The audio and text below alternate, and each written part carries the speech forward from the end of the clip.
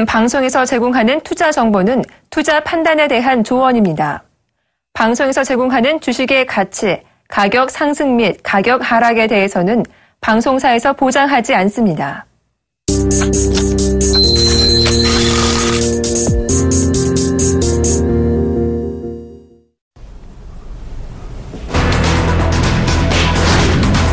스탠리 피셔 미국 연방준비제도 부의장이 9월 FOMC에서의 기준금리 인상 가능성을 열어둔 가운데 10월 가능성도 급부상하고 있다고 29일 블룸버그 통신이 보도했습니다.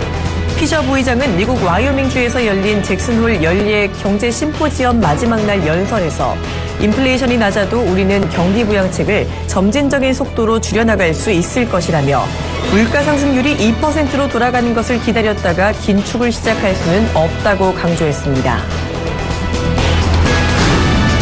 28일 미 상무부는 7월 개인 소비 지출이 전월 대비 0.3% 증가했다고 발표했습니다.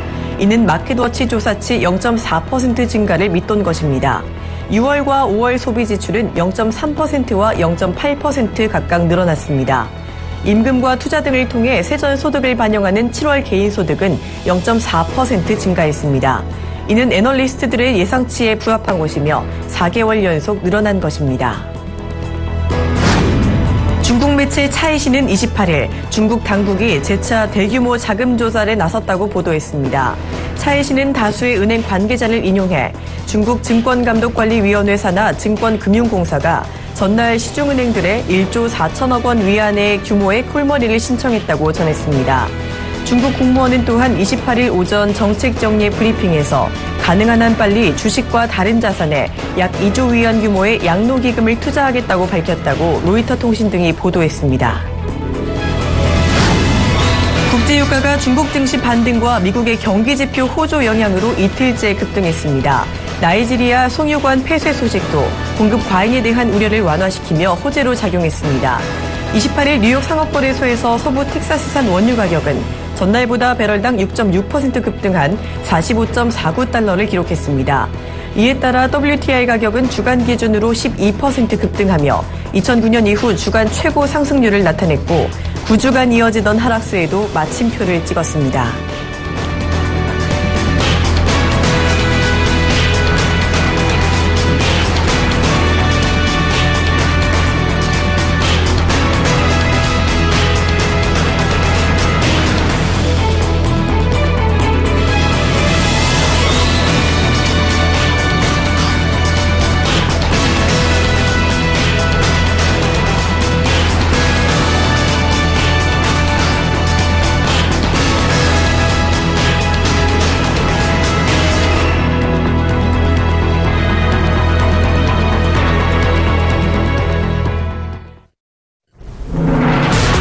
안녕하십니까. 출발증시와이드 박진영입니다. 자, 어느새 8월의 마지막 날이 다가왔습니다. 지난 8월 한 달 정말 파란만장했었죠. 중국의 경기 우려감과 미국의 9월 금리 인상 우려감에 세계 증시 폭락하기도 했었고요. 이내 중국이 경기 부양책을 다시 나타내면서 세계 증시 다시 일제히 반등하는 모습을 보이기도 했었습니다. 자, 이제 내일부터는 9월이 시작이 되는데요. 이에 미국의 금리 인상 우려감이 다시금 고개를 들고 있는 것 같습니다. 자, 지난 29일까지 이어진 잭슨홀 연설에서 스탠리 피셔 미국 연준 부의장이 물가 상승률이 2%에 도달할 때까지 이 금리 인상을 좀 기다릴 수는 없다라는 뉘앙스의 발언을 한 것인데요. 이런 상황에서 미국 증시 같은 경우 방향을 못 잡고 혼조세로 마감하는 모습 보였습니다. 먼저 뉴욕 증시 확인해 보도록 하겠습니다. 네, 다우지수 같은 경우는요, 지난 금요일에 0.07% 하락을 했었고요. S&P 500 지수 같은 경우는 0.06% 올랐습니다. 나스닥은 0.3%가량 올랐는데요. 이렇게 종가만 보면 좀 양호한 것 같지만 미국 증시 장중의 변동성이 상당히 강했습니다. 이 장 마감 20분을 앞두고 낙폭을 조금 줄여가는 모습 보였는데요. 이 금리 인상 가능성과 경기 지표 호조 안에서 증시가 조금 혼란을 빚은 것으로 나타나고 있습니다. 자, 유럽의 주요 증시 역시 혼조세를 보였는데요. 독일이 0.17% 하락했지만 영국은 0.9%, 프랑스는 0.36% 오르면서 마감하는 모습을 보였습니다. 자, 이런 유럽 시장 역시 미국의 금리 인상 가능성 여부가 좀 영향을 준 것으로 풀이가 되고 있습니다. 자, 이렇게 미국과 유럽 증시가 혼조세를 나타내는 가운데 유가는 또 한 번 크게 오르는 모습을 보였네요. 유가 마감 상황입니다. 자, WTI 같은 경우가 이틀째 급등을 했습니다. 이 전일에 10% 넘게 오른 데 이어서 금요일에 추가로 6.6%가 더 오르면서요. WTI 같은 경우는 배럴당 45달러 선을 회복을 했습니다. 이에 WTI 가격은 주간에 12%나 오르면서 2009년 이후에 최고의 주간 상승률을 기록하기도 했는데요. 브렌트유 역시 전날보다 5.8% 오르면서 배럴당 50달러 선을 회복하는 모습을 보였습니다. 자, 이어서 아시아 증시 알아보도록 하겠습니다. 자, 지난주 아시아 증시 역시 강한 반등세를 보였었네요. 중국의 경기 부양책 기대감에 상해 종합 증시 같은 경우는 금요일에 4.8% 오르면서 3,200선까지 회복을 했습니다. 또한 일본 증시도 3% 이상 급등하면서요. 5거래일 만에 이 19,000선을 회복하는 모습을 보여줬습니다. 자, 금요일에 또 일본에서 발표된 여러 가지 경기 지표도 또 괜찮은 모습을 보였다는 이야기가 들려오고 있는 모습입니다. 이어서 국내 증시 마감 상황 알아보도록 하겠습니다. 자, 국내 증시 같은 경우는 지난 금요일에 미국발 호재로 또다시 상승하는 모습을 보였는데요. 자, 지난 금요일 코스피는 1.5% 넘게 오르면서 1937포인트에 마감이 됐었고요. 코스닥은 2% 넘게 오르면서 687포인트에 마감하는 모습을 보였습니다. 자, 이 수급상으로 외국인 같은 경우는요, 17거래일 연속 순매도에 나섰지만요. 그래도 그 규모 자체는 그대로 크게 줄어들었다는 점이 긍정적으로 풀이가 되고 있는 모습입니다. 자, 금요일까지는 이렇게 전체적으로 그래도 반등을 하는 국내 증시였는데요. 아직까지 여러 가지 불안감이 산재해 있는 모습입니다. 출발 증시 와이드 지금 시작합니다.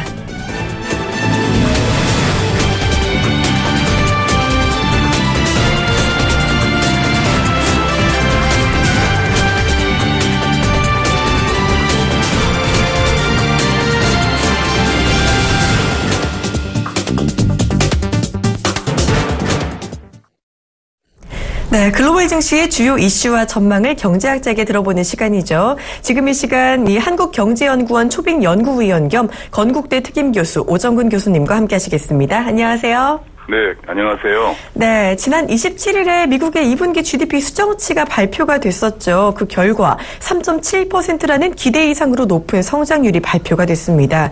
사실 이렇게 미국 경기가 회복된다는 좋은 신호라고 볼 수 있지만요. 반면에는 이 미국의 조기 금리 인상 우려감이 또 나타나고 있다고 볼 수가 있겠는데요.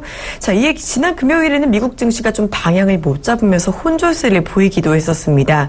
자, 이런 미국의 금리 인상 우려감은요. 이 지난주에 열렸던 잭슨홀 연설에도 나타났었는데요. 이 미국의 2분기 GDP와 잭슨홀 연설 같은 경우 이런 것들을 봤을 때 이 미국의 금리 인상이 조금 임박하지 않았느냐는 우려감이 나타나고 있습니다. 이런 상황들 어떻게 보시는지요? 네, 그렇습니다. 현재 지난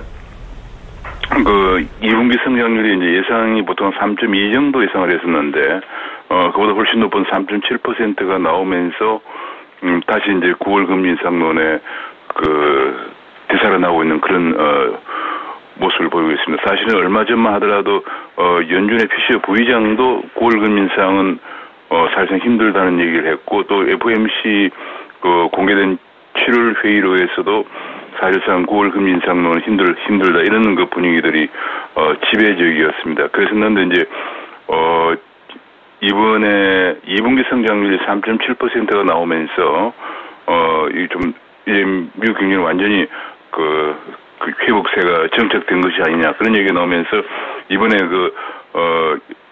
연준 피셔 부의장이 잭슨홀 연설에서 약간의 태도를 바꾸어서 금리 인상 가능성을 시사했거든요.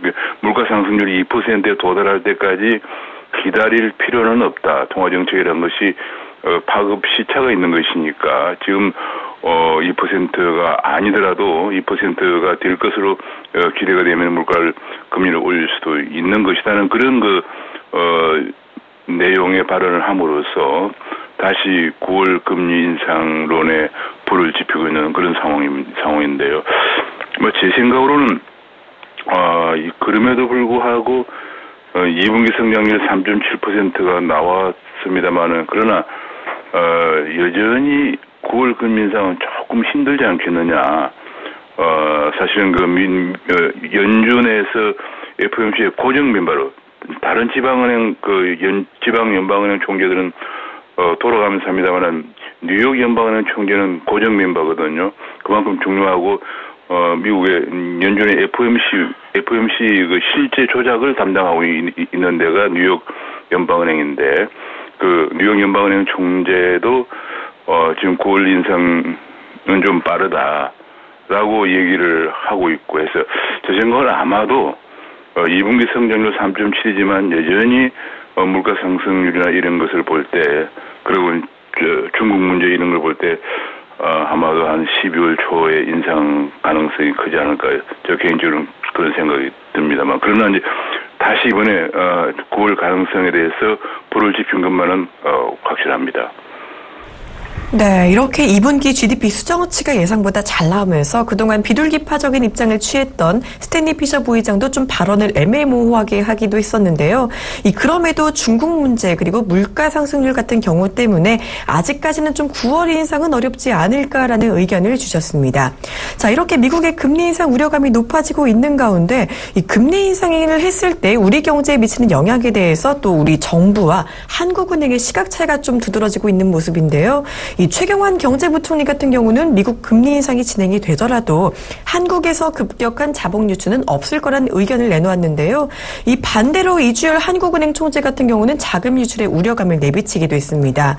자, 이런 이 엇갈린 시각 차이가 조금 혼란을 주고 있는 것 같은데 교수님께서는 어떻게 생각을 하시는지요? 예, 그렇습니다. 이거 이제 뭐 한은 총재하고 부총리가 13개월 만에 만난 거거든요. 사실 이것부터가 이제 좀 문제가 있습니다. 왜냐하면 미국 같은 경우에는, 연준 의장과 재무장관은 매주 한 번씩 만납니다. 매주 한 번씩 만나서 조찬을 같이 하면서, 재정정책과 통화정책의 조율을 하거든요. 왜냐하면, 결국은 거시정책이라고 하면 이제 재정정책과 통화정책, 환율정책 이 세 가지인데 이 세 가지가 흔히 말하는 팔리시 믹스라고 그래서 정책 혼합이 잘 돼야 되거든요. 근데 이게 서로 방향이 안 맞으면 큰 문제가 생기는 거죠. 근데 이제 그래서 미국 같은 경우는 일주일에 한 번씩 조찬을 하는데 우리는 13개월 만에 만나서 나온 얘기가 지금 이렇게 지금 말씀하신 대로 서로 다른 진단을 내놓고 있다는 것이 상당히 좀 문제가 이게 적지 않은 상황이라는 생각을 합니다. 특히 이제 미국 금리 인상이 이번에 9월에 가능성도 열려 있습니다만은 늦어도 12월에 하는 것은 거의 분명하긴 한데 그럴 경우에 과거의 예를 들어보면은 달러와 강세에 돈을 투자하는 그런 거 때문에 아시아 지역에서 돈이 빠져나가는 게 너무도 과거의 경험으로 미뤄보면은 당연합니다만은 그런 이 부분에 관해서 부총리와 하는 총리가 생각을 달리 하고 있다는 것 자체가 그 얘기는 여기간에 지금 12월에 인상한다 하더라도 불과 3개월밖에 남지 않았는데 지금 대응을 해도 늦은 판에 지금 대응책을 진단을 두고 서로 의견을 다르게 하고 있다는 것은 굉장히 한국 경제로 봐서는 정말 바람직하지 않은 모습으로 보여집니다. 다만 제 생각으로는 일단은 과거의 예를 보면 미국의 금리 인상하게 되면 돈이 빠져나가고 지금도 빠져나가고 있지만 돈이 더 빠져나가고 특히 이제 아시아 지역의 신흥시장이 먼저 이제 크게 어려움을 당하고 그 다음에 한국에도 2차적인 큰 파장이 올 것이기 때문에 혹시나 2008년이나 1997년처럼 외화 유동성이 부족해서 문제가 되는 경우가 없도록 지금부터라도 철저히 대비하는 것이 중요하다고 생각을 합니다. 네, 말씀하신 대로 과거 같은 경우는 미국이 금리 인상 시 우리나라의 자본 유출이 분명히 있기는 했는데요. 무엇보다도 두 경제 수장이 엇갈린 의견을 낸다는 것은 정책상의 문제가 좀 있다고 보셨습니다. 우리 경제 같은 경우도 이제 미리 좀 미국 금리 인상 대비를 해야 될 때가 아닌가 싶은데요. 자, 이어서 좀 중국 이야기를 해볼까 합니다. 한동안 폭락하던 중국 시장 같은 경우가 지난주 정부가 이 금리 인하와 지준율 인하를 동시에 하니까 비로소 반등하면서 진정하는 모습을 보이기도 했었는데요. 이에 시장이 계속 안정이 될 것인지 아니면 다시 하락할 것인지 이에 대한 논란이 또 나타나고 있는 모습입니다. 이 중국 시장의 차후 방향 같은 경우는 어떻게 보시는지요? 그러니까 중국이 지금 그야말로 백약이 무효일 정도로 평가 절하를 해도 그냥 계속 급락을 했었거든요. 급락을 하고 심지어는 25일 날 금리와 지급 준비를 동시에 인하했는데도 하락을 했는데, 엊그제 이틀 동안 올랐습니다. 올라온 것은 이제, 금리 인하와 지급 준비 인하에 이어서, 중국의 그 인민은행에서 다시 유동성을 공급했답니다. 그래서 유동성을 공급한, 역시 지금까지도 중국 증시가 5,100까지 올라갔던 가장 큰 이유는 사실은 성장률은 떨어지고 있는 가운데서 유동성을 계속 공급해온 데 따른 유동성 장세였거든요. 근데 이제 그것이 거품이란 것이 밝혀지면서 오히려 또 거품이란 것을 위안화 기습평가절하가 더 대외에 드러냄으로써 주가가 더 폭락했는데, 이번에 다시 또 이제 유동성을 공급에 다시 올린, 제 생각으로도 아마 이것이 전성절 행사를 앞두고 어떤 경우든 간에 방법을 동원해서라도 증시를 방어할 것으로 저는 생각을 하고 있었거든요. 저는 역시 아니나 다를까 그렇게 하고 있는 것으로 생각을 하고 있고, 그래서 제 생각으로는 아마 이번에 한 3,200선까지 올라간 중국 상하이 종합지수가 이번 9월 3일 전성절이 있기 때문에 전성절 전후에서는 최소한 이 정도 선은 지켜줄 것으로, 어떻게든 지킬 것으로 중국 정부가 당국이 그렇게 생각을 하고 있고요. 중요한 것 중 하나가 이제 이번 달 23일에 발표되는 제조업 PMI가 저번 달에도 제조업 PMI 지수가 하락을 하면서 사상 최저 수준으로 하락을 하면서 중국 경제가 역시 실물 경제가 이만큼 안 좋다는 걸 오히려 보여준 건데, 이번 23일에 발표되는 이번 달 제조업 PMI가 이제 반등을 만약에 하게 되면은 중국 경제가 완전히 깔아앉는 것은 아니구나 하는 그런 신호를 시장에 보여줄 것이고요. 만약에 제조업 PMI가 여전히 더 낮아진다 그러면 중국 경제는 정말로 심각한 중병을 앓고 있는 거구나 하는 그런 그런 신호를 줄 것이기 때문에, 일단은 이번에 반등은 당국의 강력한 저지에 힘입은 것이고, 그 다음에 시장의 힘에 의해서 반등할 것이냐 여부는 이번 23일에 발표되는 제조업 PMI 같은 그런 중국의 경제 지표들이 좌우할 것으로 보여집니다. 네, 중국 경제 같은 경우 지금의 반등은 일단은 정부의 강력한 대응에 의한 것이지 시장의 힘은 아니라고 말씀을 해주셨어요. 일단 9월 3일 전에서는 좀 3,200선 정도는 지켜주지 않을까라고 보셨고, 무엇보다 중요한 것은 추후에 발표될 이 제조업 PMI 지수가 어떻게 나오느냐에 따라서 이 증시 방향이 조금 더 결정될 수 있다고 말씀을 해주셨습니다. 자, 이런 증시 안정화 여부 같은 경우는요, 세계적으로 이 원유와 원자재 가격으로 좀 살펴볼 수가 있을 것 같은데요. 이 지난주 목요일과 금요일 같은 경우는 국제유가가 좀 강하게 반등을 했습니다. 이 WTI 같은 경우는요, 10% 오른 뒤에 추가로 또 6%가 넘게 오르는 모습을 보이기도 했는데요. 이런 상황에서 국제유가가 정말로 이제 바닥을 찍고 반등할 것인지, 추가 하락이 없을 것인지에 대한 의문도 생겨나고 있는 모습입니다. 자, 이 향후 유가 방향성은 어떻게 바라볼 수 있을까요? 지금 이제 크게 항상 이제 유가야말로 시장에 의해서 결정되는 거니까 수요와 공급인데요. 근데 수요 측면에서 이번에 올라간 것은 이제 미국 경제가 2분기에 3.7% 성장을 하고, 또 중국에서, 강력한 그런, 주가가 반등하는 것을 보면서 뭔가 좀 수요가 좀, 유가의, 석유에 대한 수요가 증가하지 않겠느냐는 그런 기대가 있을 거예요. 또 공급 측면에서는 이제, 이번에 베네수엘라가 오페크가 너무 이게 감산을 하지 않고 있다. 공급 과잉에도 불구하고 그래서 가격이 계속 하락한다는 것 때문에 오페크가 이제 베네수엘라가 오페크에 대한 긴급 감산 회의를 하자고 요청을 해놓고 있거든요. 이 요청을 한 것이 상당히 큰 시장에 충격을 준 것으로 보여집니다. 그래서 수요 측면에서는 미국 경기 회복, 공급 측면에서는 오페크 감산 회의 소집 요구, 이런 것들이 이제 영향을 주고 있는데, 그러나 지금 전반적으로 보면은 미국 경제를 제외하고는 그렇게 수요가 늘어날 곳이 별로 없는 상황입니다. 중국 경제가 거의 회복이 사실상 조금 더 추락할 수밖에 없는, 지금 이제 IMF도 중국 경제가 하반기에는 한 6.5% 정도 성장을 예상하고 있거든요. 그래서 제가 보기엔 게다가 이제 사우디 같은 데가 여전히 감산을 할 그런 의사는 현재까지는 보이지 않고 있는 상황이고요.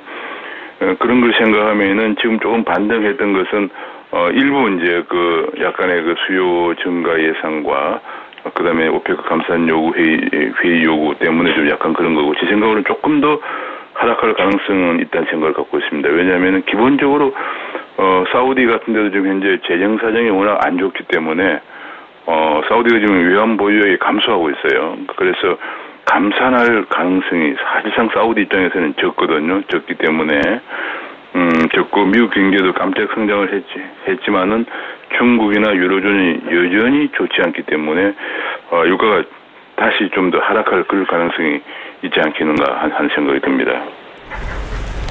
네, 유가가 일단 지난주에 많이 오르긴 했지만 중국 경제가 아직까지 불안한 만큼 이 수요가 늘어날 만한 곳이 또 마땅치 않기 때문에 유가 같은 경우는 조금은 더 하락할 수 있는 가능성 열어두셨습니다. 자, 오늘이 또 8월의 마지막 날이고요. 내일부터는 9월장이 열리게 되는데요. 이 9월 같은 경우는 사실 미국의 금리 인상 우려감이 짙게 나타나는 달이기도 하고요. 하반기 경제에 대한 우려감 역시 시작되는 시기이기도 합니다. 한간에서는 좀 9월 경제 위기설도 나타나고 있는 모습인 것 같은데요. 이 9월의 해외 증시와 국내 증시 어떤 모습 보일 거라고 예측을 하시는지요? 네, 그러니까 9월 위기설의 진원지는 바로 9월 미국 금리 인상이었거든요. 9월 금리 인상과 중국 경제 추락이 이 두 가지인데, 일단은 9월 금리 인상 가능성이 그러니까 이제 미 월가에서는 약 30% 정도 되는 걸로 이렇게 조사가 되고 있기 때문에, 그다음에 중국 리스크는 여전히 있습니다. 그러나 만약에 미국에서 9월, 이번 17일, 18일, 19일 날 FOMC가 열리는데, 이 17, 18, 19일 FOMC에서 금리를 인상하지 않으면은 9월 경제가 회복되는 건 아니지만 위기까지는 가지 않고 한 12월 정도 금리 인상 때 엄청난 충격이 오지 않을까, 저는 그런 생각을 하고 있고, 일단은 우리가 미국 금리 인상에 대해서 흔히들 이미 오래전부터 얘기된 거라 시장에 선반영돼서 문제가 없다 이런 얘기를 하는 사람도 있습니다만, 그러나 그렇지 않습니다. 지난번에 미국에서 테이퍼링 할 때에도 양적 완화를 중단하겠다고 충격을 줄이기 위해서 1년 전부터 계속 예고를 해왔지만 막상 하니까 신흥시장국을 중심으로 해서 큰 충격이 왔었거든요. 그래서 왔습니다. 그래서 이번에도 금리 인상을 계속 예고해 오면서 시장의 충격을 줄이려고 애를 쓰고 있지만은 막상 금리를 인상하게 되면은 신흥시장국에 들어와 있던 많은 자금들이 지금 한 1조 달러 한 3조 달러가 들어왔다가 이미 1조 달러가 나갔다고 하지만 더 추가적으로 급격히 달러 강세 쪽으로 돈이 몰리게 되면서 신흥시장국에 엄청난 충격이 오고, 그것이 바로 위기인데요. 그래서 신흥시장국의 위기가 올 거다 이렇게 생각을 하고 있습니다. 그래서 아마 증시도 마찬가지인데, 그런 걸 생각하면은 지금은 상당히 보수적으로 운용해야 할 그런 시점이라는 생각을 갖습니다. 국내나 국외나 마찬가지인데요. 미국에서도 지금 약간 경기 지표들이 좋게 나오고 2분기가 성장률 좋게 나왔습니다. 계속 이제 이번 달에 발표되는 고용 지표라든지 이런 것들이 좀 좋게 나오면 미국에서는 좀 반등이 있을 겁니다. 그러나 다른 일반적인 중국을 비롯한 신흥시장국들의 증시는 굉장히 좀 보수적으로 운용해야 할 때라는 생각을 가지고 있습니다. 네, 말씀하신 대로 이 9월의 경기 우려감은 미국의 금리 인상에 대한 우려감이 가장 크게 작용하고 있는 것으로 보입니다. 이 사실 미국의 금리 인상 같은 경우가 예견된 악재다라고는 하지만요. 그래도 이 시장에 큰 충격은 올 것이라고 말씀을 해주셨는데요. 이런 것들을 봤을 때 이 신흥국 시장 같은 경우는 지금은 조금은 보수적으로 대응할 때가 아닌가라는 말씀을 해주셨습니다. 네, 지금까지 한국경제 그리고 글로벌 경제에 대해서 한국경제연구원 토백연구위원 겸 건국대 특임교수 오정근 교수와 함께 나눠봤습니다. 고맙습니다. 네, 감사합니다.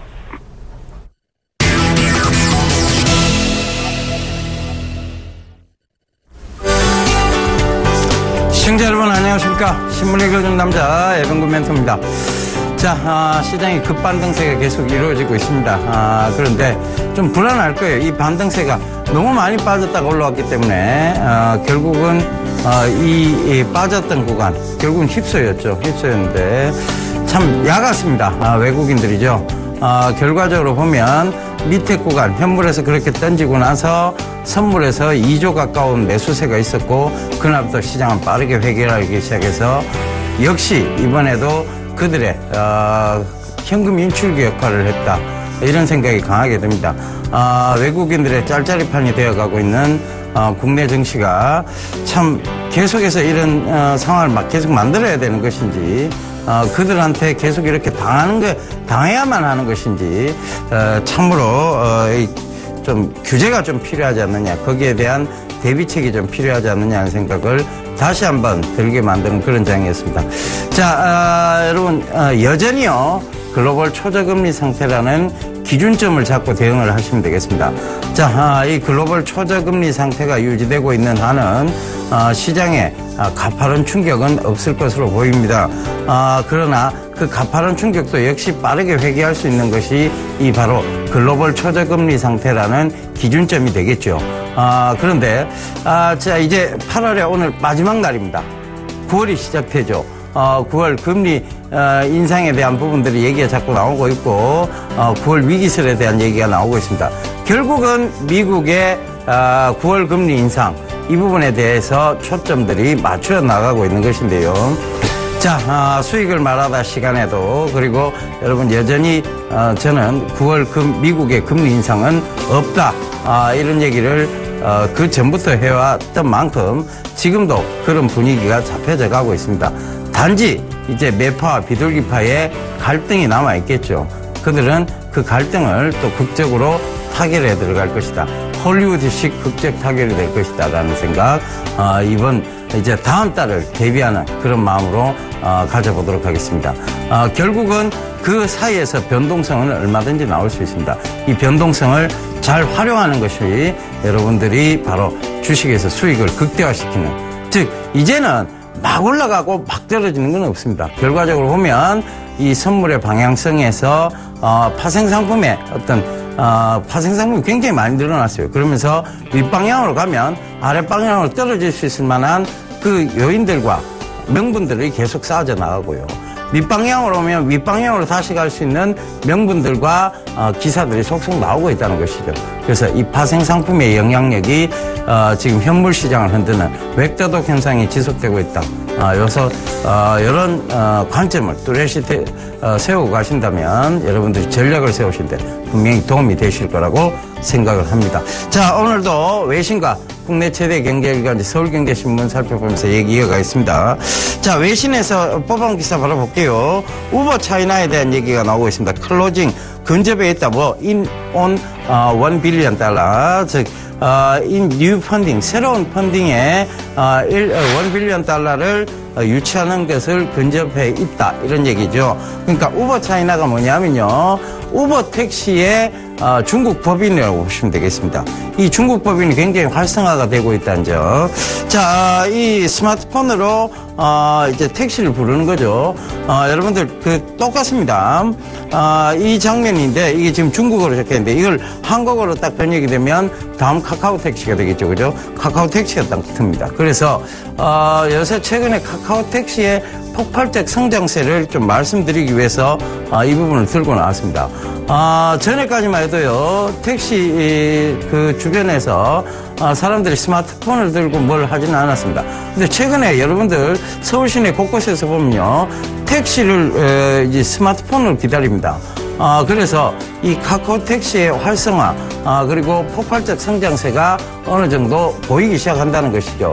역시 이 세계적으로 택시를 타면서 기다리고 싶은 마음이 없다는 건 똑같은 것 같습니다.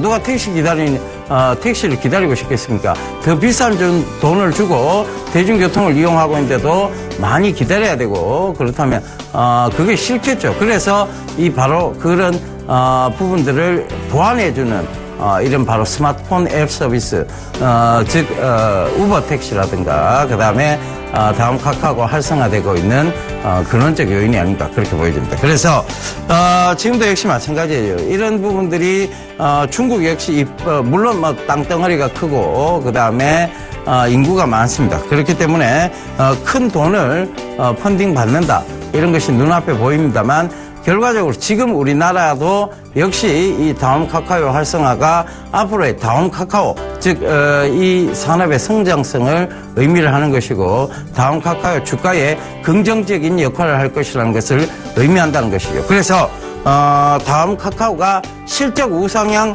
추세를 보일 것이다. 이 부분을 예견해 드리기 위해서 이 기사를 잡았으니까요. 그 점 꼭 좀 참고하시면서 다음 카카오 지금부터 시작해서 한 17만 원대까지는 실적 우상향 추세로 좀 추세를 타면서 갈 수 있지 않냐. 17만 원대 한 번에 어떤 조정 구간이 나올지는 모르겠지만 거기까지는 한번 봐도 되지 않느냐는 의미에서 여러분들 기사로 발췌를 해왔습니다. 참고도 많이 하시고요. 바로 국내 최대 경제일간 서울경제신문 잠깐 살펴보겠습니다. 지금 뭐 리콜 얘기가 나오고 있고요. 그 다음에 금호산업 얘기가 나오고 있습니다. 금호산업을 채권단에서 최후 통첩했다. 산은이 바로 주중에 결론 내기로 했다. 이런 기사가 나오죠. 자, 금호산업 어찌됐든 매각 작업이 서두르지고 있는 것 같습니다. 자, 바로 제가 발췌한 기사 살펴보겠습니다. 전자, 지배력 강화, 중복사업 정리, 바이오 육성, 변신 속도 낸다. 이게 어디 얘기인가 하면 삼성에 대한 얘기입니다. 삼성물산하고요, 제일모직이 합병이 되면서 통합삼성물산이 바로 내일 9월 1일 공식 출범을 합니다. 2020년까지 매출 60조를 달성을 목표로 제시를 하고 있는데요. 자, 삼성이 아마 이 삼성물산하고 제일모직하고 합병할 때 그 명분을 내세웠던 것을 다시 한번 기사로서 각인시키는 그런 내용으로 보여집니다. 삼성전자의 지배력을 강화하겠다는 얘기고 전자 지분 확보를 위해서 인적 분할론이 계속 꾸준히 나오고 있다. 자, 삼성전자가요, 분할하고 난 다음에 합병할 가능성이 높지 않느냐는 얘기도 계속 지금 나오고 있습니다. 그렇다면 지금 삼성전자가 분할되고 합병된다면 과연 어디 쪽이냐, 이 부분이에요. 삼성 SDS일 가능성이 가장 높습니다. 이 삼성 SDS하고 바로 삼성 SDS의 자회사죠. 크레듀. 최근 들어 주가의 방향이 굉장히 긍정적으로 흘러가고 있다는 점, 이것이 바로 이 부분에 대한 시장 반영이 아닌가 그렇게 보여집니다. 그래서 삼성물산이 건설 부분을 재편해서 정밀화학은 매각할 가능성이 있다. 그 다음에 바이오 사업 1호 성과를 얻긴다. 이제 첫 단계에 들어가기 시작하는 겁니다. 그런데 이 바이오 산업을 과연 이들이 진짜 주력 사업으로 갈 것이냐에 대한 질문에는 저는 아니라고 답변을 드릴게요. 2020년에 매출 1조 8천억 달성을 목표로 한다 그러는데 이거는 내년 상반기에 있을 삼성 바이오 에피스라는 것을 상장하기 위해서 어떤 이런 지금 포션, 즉 포석을 깔고 있다. 이렇게 좀 보시면 좋을 것 같습니다. 그래서 삼성이 궁극적으로 가고자 하는 방향은요, 바이오가 아니라 유헬스케어 쪽입니다. 이 바이오하고 유헬스케어는 굉장히 다르죠. 근데 이 바이오의 큰 맥락에서 보면 그 유헬스케어가 안에 들어가 있다고 보여지죠. 그러니까 얘들이 궁극적으로 하는 것은 바이오, 겉은 바이오지만 속으로 조금 더 디테일하게 들어가 보면 결과적으로 유헬스케어라는 것입니다. 삼성전자의 스마트폰과 연동되어지는 유헬스케어 시스템. 이것이 바로 삼성이 가고자 하는 방향인 것입니다. 오인하지 마시고요. 이쪽으로 계속 꾸준히 좀 보시면 좋겠습니다.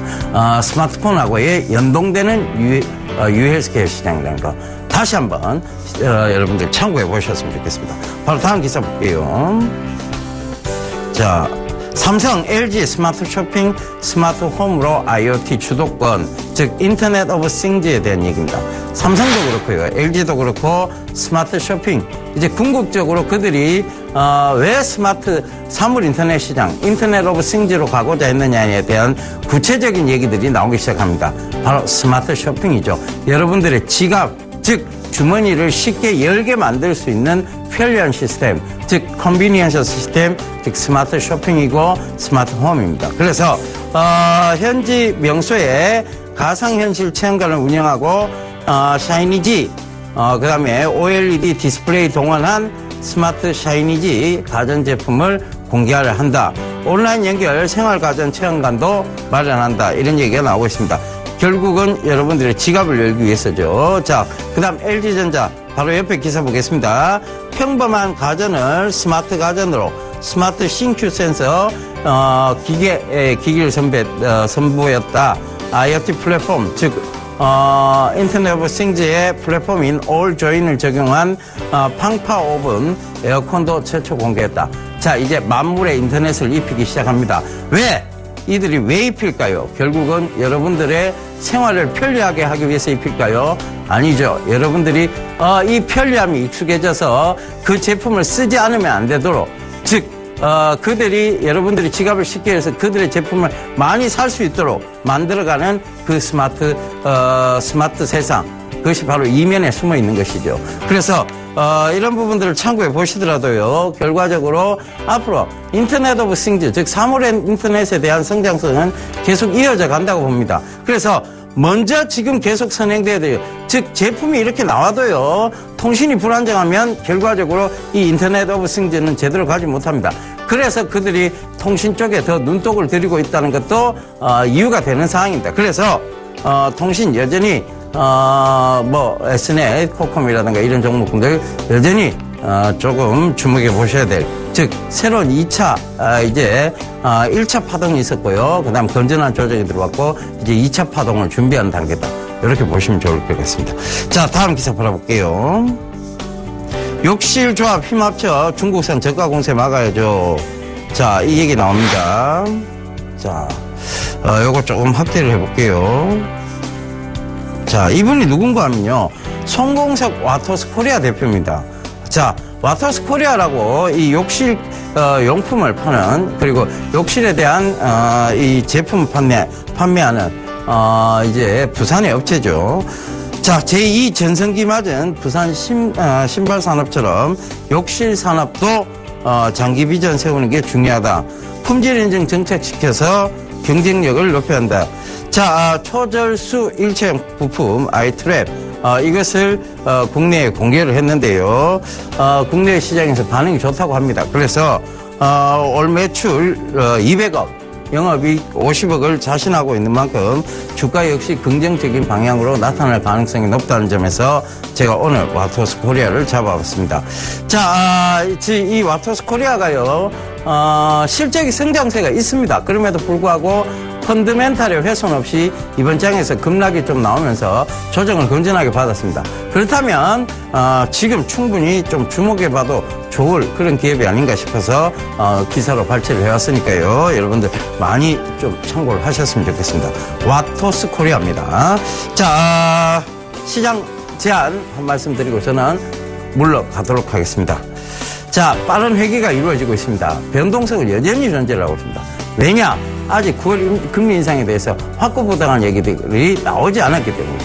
그래서 그 점 참고해 보신다면 변동성은 여전히 남아있다. 하지만 여러분들이 바로 지수에 투자하고 있는 것이 아니라 어디에 투자하고 있느냐 하면 종목에 투자를 하고 계신다는 것이죠.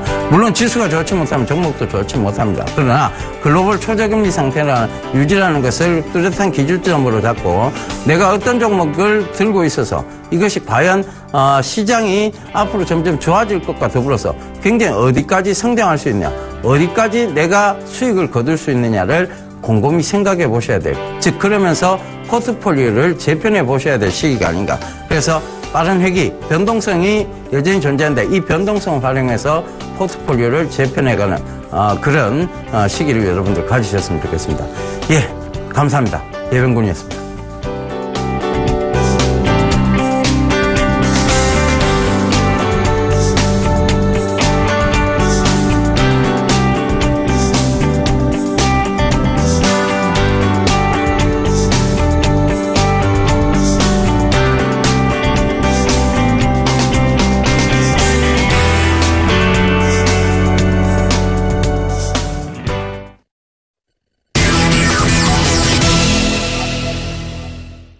네, 본 방송에서 제공하는 투자 정보는 투자 판단에 대한 조언입니다. 해당 주식의 가치나 수익률에 대해서는 보장하지 않습니다.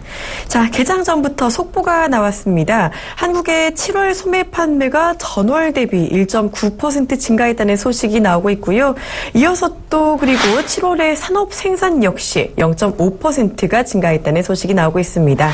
자, 이 산업 생산 같은 경우는 2개월 연속 증가하고 있는 모습인데요. 6월에 기승을 부렸던 메르스 코로나19 충격에서 조금 벗어나면서 생산과 소비 그리고 투자까지 모두 일제히 증가했다는 기분 좋은 소식이 나타나고 있습니다. 자, 계속해서 지금 이 시간 국내 시황의 대가와 함께 국내 시장 전략 함께 알아봐야겠죠. 아데나 투자자문 신승용 대표와 이 시간 함께합니다. 안녕하세요. 네, 안녕하십니까.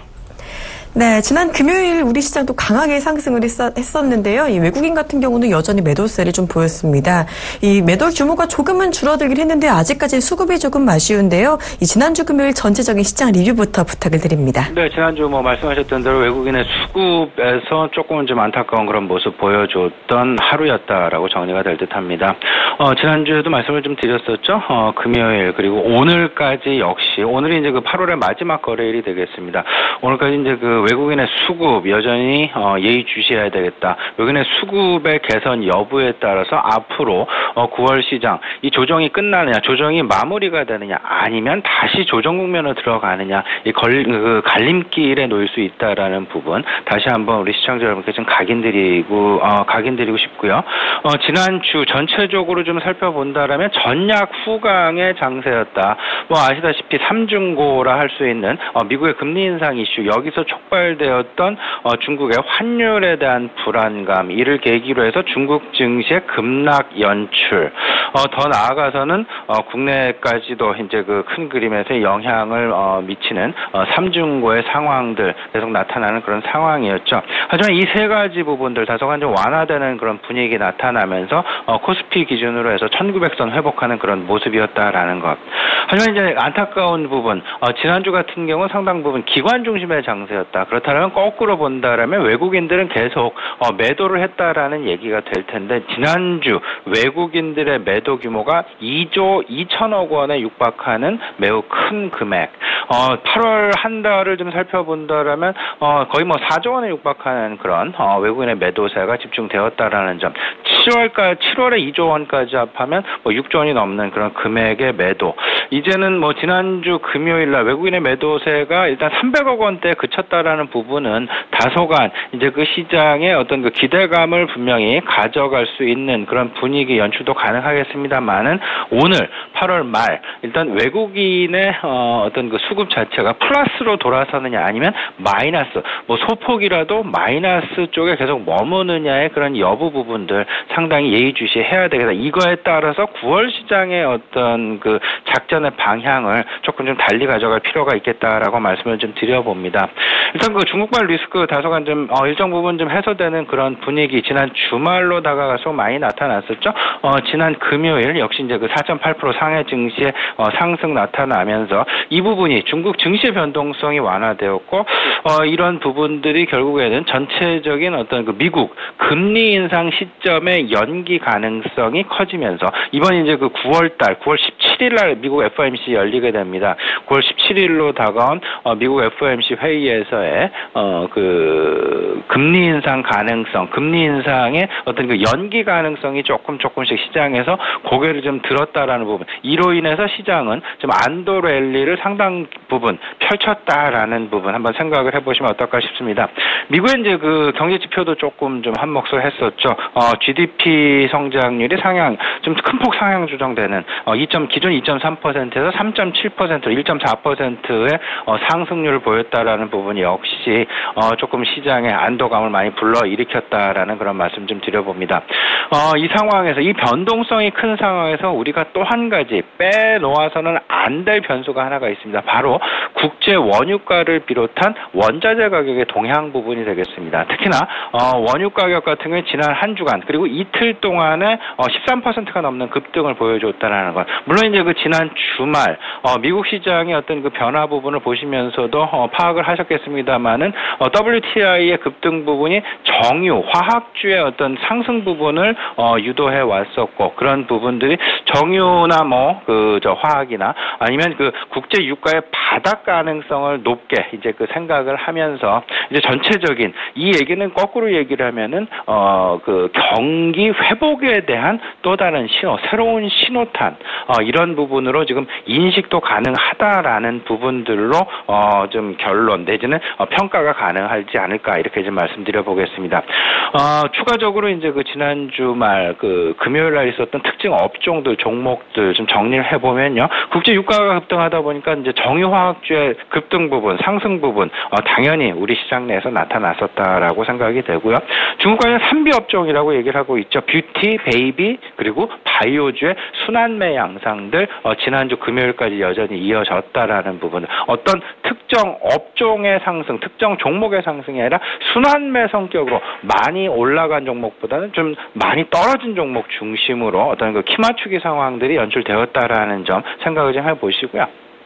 그리고 또 한 가지 이제 그 코리아 그랜드 세일, 특히나 이제 그 10월 초로 다가온 중국의 국경절, 이 국경절 때 중국인들의 우리나라로의 어떤 그 여행과 쇼핑 부분, 이 부분에는 정부도 그렇고요, 개인들도 그렇고 상당 부분 기대를 지금 오히려 많이 걸고 있다라는 부분들, 이로 인해서 화장품주와 그리고 유통주에 대한 상승도 나타나고 있다라는 점, 한번 10월 초에 있는 중국 관련 국경절 연휴 관련해서도 이 부분 한번 예의주시할 필요가 있어 보인다라고 말씀을 정리해 보고자 합니다.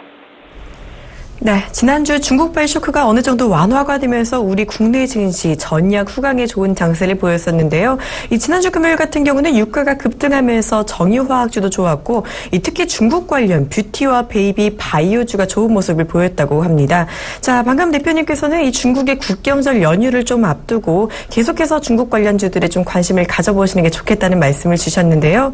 자, 말씀하신 대로 8월 시장이 오늘로 마무리가 됩니다. 8월 정말 파란만장했던 한 달이 아니었나 싶은데요. 다가올 9월은 조금은 더 불안한 시기가 아닌가 싶어요. 이 다가올 9월 시장에 준비되어 있는 변수 어떤 것들이 있을까요?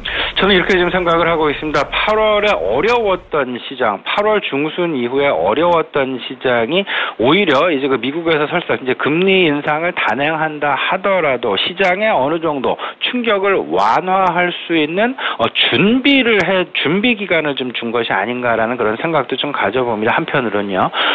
그러다 보니까 이제 그 8월 어제 같은 어떤 그 지난 주말 같은 상황, 그리고 한국물 야간 선물 기준에서 오늘 다소간 좀 보합권 출발이 좀 예상이 되는데요.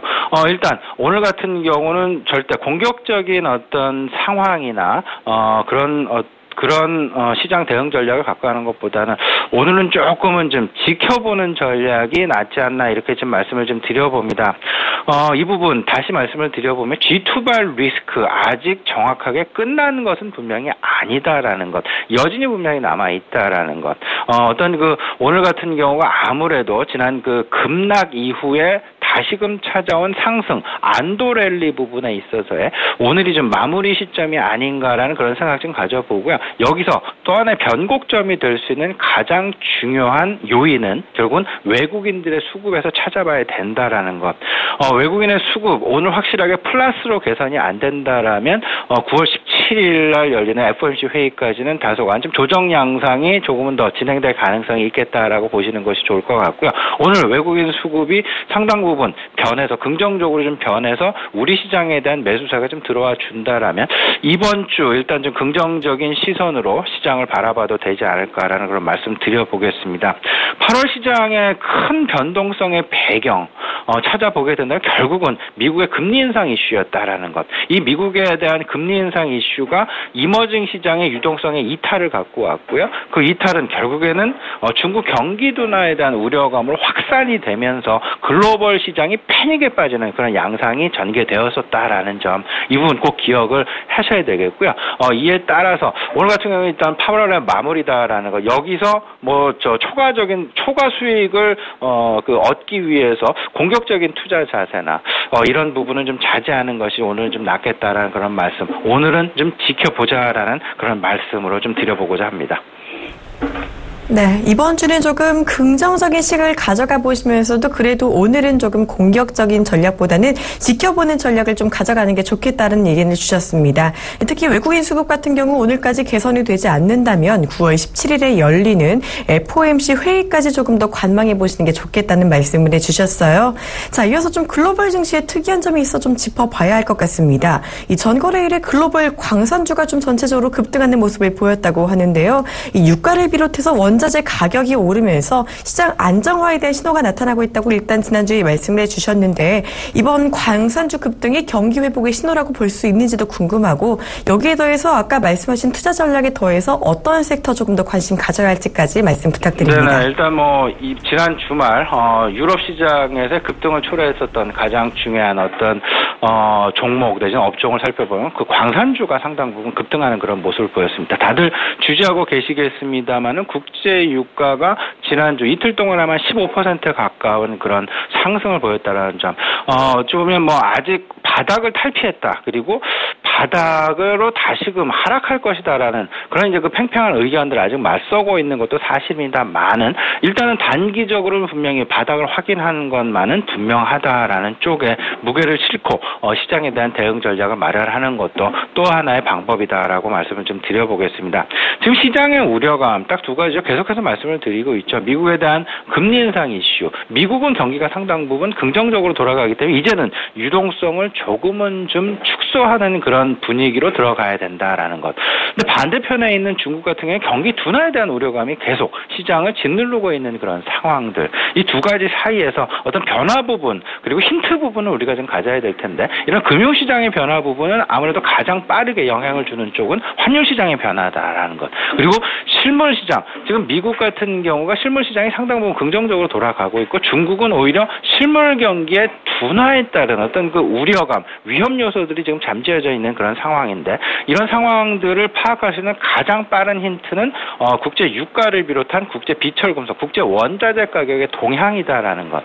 국제 원자재 가격의 동향과 함께 마이닝 회사들의 국제 광산주 주식들의 어떤 그 움직임도 가장 빠르게 이런 부분들에 의해서 움직이는 그런 어떤 종목 중에 하나다라는 것. 그렇다면 지금 현재 경기 사이클이 새롭게 시작을 할 수 있느냐 마느냐 아니면 그 연장성산에 있느냐 이런 부분들을 판단하는 데 있어서는 항상 시작점은 광산주가 될 가능성이 높다라는 부분도 생각을 좀 해보실 필요가 있어 보입니다. 국제 유가의 어떤 그 반등 부분 이와 맞물리면서 비철금속을 포함한 전반적인 비철금속 가격들의 반등 부분 이와 맞물리면서 광산주들의 상승이 나타나고 있다라는 부분들 이 부분은 시장에서의 해석이 조금씩 경기 바닥에 대한 인식이 커가져 있다라는 쪽으로 생각을 하시는 것이 낫다라는 그런 생각이 좀 많이 들고요. 그 얘기는 조금 더 생각을 해본다라면 새로운 사이클이 이제 광산주로부터 시작할 여지도 분명히 있다라고 생각을 해봐야 될 듯합니다. 그렇다면 이런 그 시나리오를 잘 좀 생각을 해봐야 되겠죠. 지금 우리가 가장 시장에서 필요한 것, 가장 그리고 중요시하게 생각하는 부분은 뭐니 해도 중국 경기의 회복 부분이 되겠습니다. 중국 경기에 대한 회복 신호가 있느냐 없느냐. 그 얘기는 결국 경기 회복에 대한 신호, 결국은 원자재 가격의 상승에서 찾아봐야 될 듯하고요. 그 얘기는 바로 광산주들의 주가 상승으로 이어지면서 이런 그 시나리오들이 다 한 자리로 맞아 떨어지느냐 안 맞았느냐. 이제 우리가 또 한 가지 이제 확인. 만약에 여기까지 확인이 된다라면 이제는 경기 사이클 주식, 경기 민감주에 정말 베팅할 이제 시간이 되었다라는 그런 얘기가 될 텐데 호주를 비롯한 원자재 수출국들의 환율이 상승하는지 안 하는지 그들의 자국의 환율이 평가절상이 되는지 안 되는지 이 부분이 지금 가장 중요한 팩터로 하나 남아 있다라는 것. 만약에 그들의 환율이 평가절상까지 이어지게 된다라면 이건 세 박자가 동시에 맞아떨어지면서 중국을 비롯한 전반적인 경기 회복의 실질적인 신호탄이 될 수 있다라는 것. 그 신호탄은 다시 말씀을 드리면 결국에는 경기 민감주에 대한 베팅에 찬스다라고 보셔도 관계가 없지 않을까 이렇게 좀 말씀을 좀 드려보겠습니다. 지금 현재 우리 시장의 주식 시장으로의 영향, 그리고 지난 주말 정유화학주의 어떤 그 상승, 그리고 이제 그 항공주의 이제 엇갈리는 반응, 여기에 비철금속, 뭐 풍산도 그렇고 LS도 그렇고 고려아연도 그렇고 이들의 이제 움직임 잘 예의주시하시는 그런 상황이다라고 말씀을 좀 정리해 보겠습니다. 네, 새로운 경기 사이클의 신호를 바로 광산주가 준다라고 말씀을 해주셨는데요. 광산주가 좋았다는 것은 이 시장이 바닥을 확인했다라는 것으로 볼 수 있겠다라고 해주셨습니다. 이 추후에 중국 경기가 회복이 되고 외국인이 수급 개선이 된다면 또 경기 민감주에 관심을 가져보시는 것도 좋겠다는 말씀까지 해주셨네요. 지금까지 국내 시황 전망과 전략 아레나 투자자문 신승용 대표와 함께 알아봤습니다. 고맙습니다. 네, 감사합니다.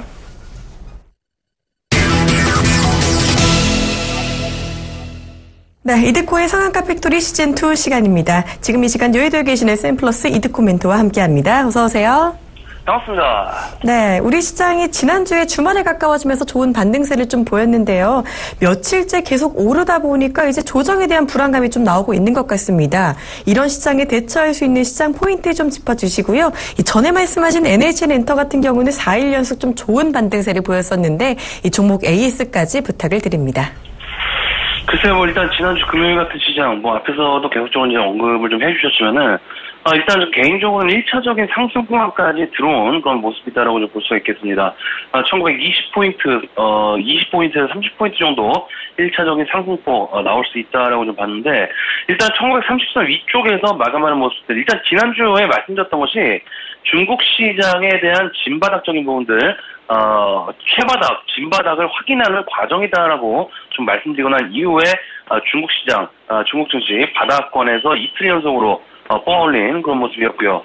자, 우리 증시도 현재 상당히 좀 중요한 구간으로 들어왔다라고 좀 생각하고 있는데, 자, 이제 9월을 준비해야 되는 그런 부분이 좀 되겠죠.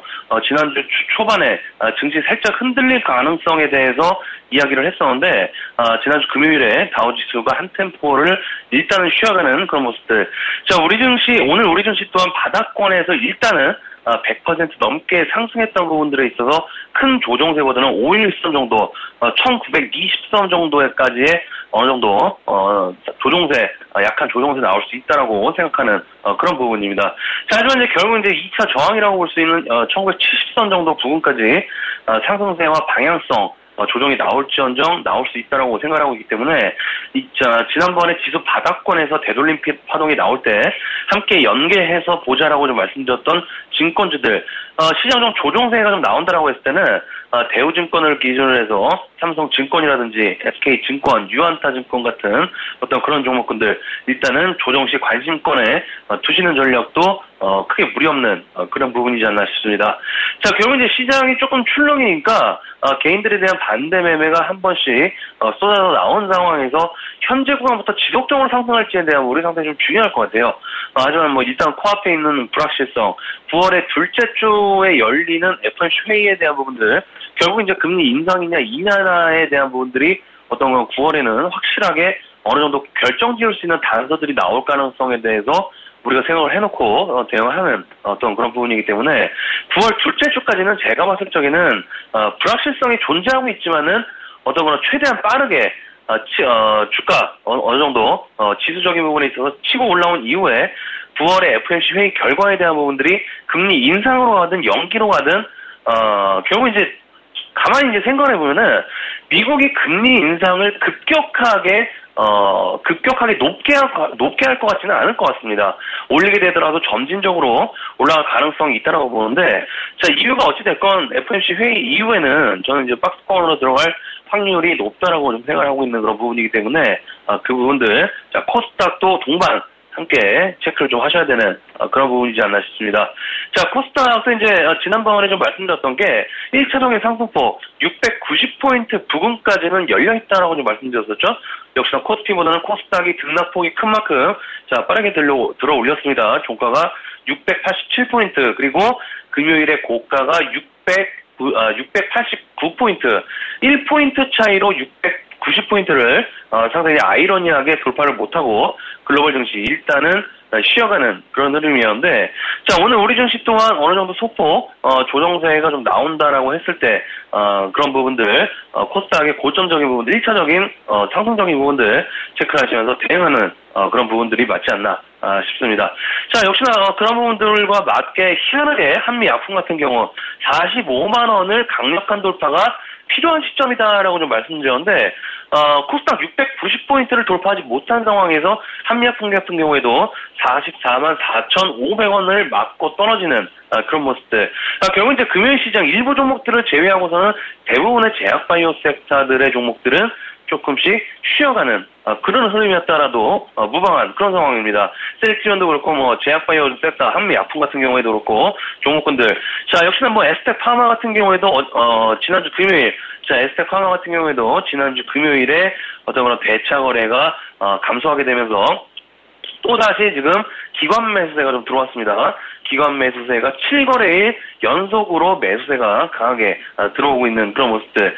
자, 그리고 금요일 같은 경우 개인들 매도세가 좀 나와주는 그런 모습들. 글쎄요, 저 개인적인 생각에서는 에스테파마, 제가 생각해서 저는 오늘 내일하고 있는 위축 절반의 상황이 아닌가 싶습니다. 상승권에 진입한다라고 했을 때 지난번에 공략을 해서 큰 수익을 안겨줬던 JW 중해제약처럼 급격하게 20%씩 상승을 할지 아니면은 점진적인 상승으로 수익을 줄지 어떤 미주식이지만은 중요한 것은 이제 서서히 변동성 확대 시그널이 레이더에 좀 잡히고 있는 그런 상황이기 때문에 관심권에 두셨던 분들 이번 주에 조정권에 좀 들어온다고 했을 때는 주 초반에 한 번쯤 관심 가져보시는 전략이 좋은 그런 부분이다라고 생각하고 있기 때문에 지속적인 확인 과정이 필요한 그런 부분이다라고 좀 말씀을 좀 드리도록 하겠습니다. 자, NHN 엔터테인먼트, 지난주에 말씀드렸던 것이 21선 돌파가 좀 나와줘야 된다라고 말씀 좀 드렸습니다. 근데 21선 돌파형 강하게 좀 나오게 되면서 정말 오랜만에 기관 매수세가 좀 들어온 그런 상황이 되겠는데, 자, 일단은 1차적인 부분들 58,000원대까지는 상승세에 열려있는 그런 상황이다라고 봐야겠죠? 21선을 돌파하는 그런 상황인데, 일단은 1차적인 상단이라고 볼 수 있는 58,000원대까지는 회복 가능한 그런 빠른 회복이 가능한 그런 수치이기 때문에 인터넷 은행에 대한 이슈 그리고 페이코에 대한 기대감 또한 NH엔터 하반기에 재료적인 부분들이 나올 수 있는 어떤 그런 부분이지 않나 싶습니다. 자, 그래서 오늘 같은 경우에 이제 앞에서 시장을 좀 길게 말씀드리면서 쉬어갈 수 있다라고 지난주부터 좀 이야기를 해드렸는데, 오늘은 종목별로도 그렇고 월요일이기도 하고 조정세가 소폭 정강 후약세 나올 수 있는 그런 구간이기 때문에 너무 무리하지 마시고 한 템포 쉬어가시는 전략. 자, 관망 포지션 조금 유지하면서 지난번에도 말씀드렸습니다. 내가 보유한 종목들 지속적으로 홀딩할 것인지 추가 매수해서 나올 것에 대한 부분들 분명히 좀 말씀드리지만은 9월 FOMC 회의 전까지는 결정적인 부분들 하셔서 잘 판단을 하셔야 되는 그런 부분이기 때문에, 자, 이번 주 한 주 보유주 지속적으로 점검하는 시간 가져보시기를 바라겠습니다. 오늘 상가 팩토리는 여기까지입니다. 고맙습니다. 네, 일단 코스피 1920선까지의 조정 가능성을 일단 열어주셨고요. 에스텍 파마가 이제는 좀 때가 다가왔나요? 주 초반에 관심을 좀 가지시면서 움직임 확인하는 게 좋겠다는 조언을 해주셨습니다.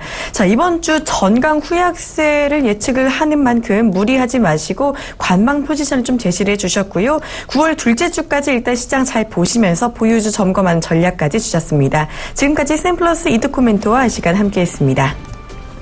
네, 출발 증시와이드 저는 잠시 뒤 2부에서 찾아뵙도록 하겠습니다. 고맙습니다.